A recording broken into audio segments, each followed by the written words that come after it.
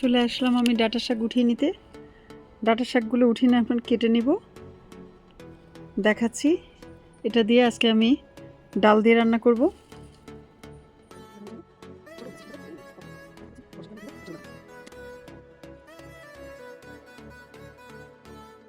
Restaurant অন্য জায়গায় ফেলতে হলো না। আমি শাকটা কেটে নিলাম, গুঁড়োটা এখন এখানে ফেলে দেবো কেটে।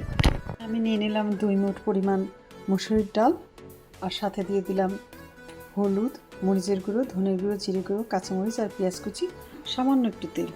এটা কষিয়ে নিয়ে তারপর আমি এর সাথে শাকটা অ্যাড করব। ডালটাকে ভালো করে একটু কষিয়ে নিচ্ছি আগে।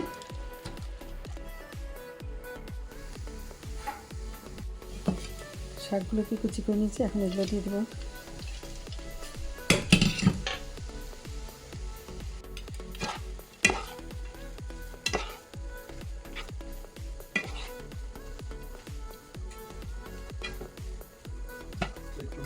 এর মধ্যে দিয়ে দিচ্ছি বাদাম,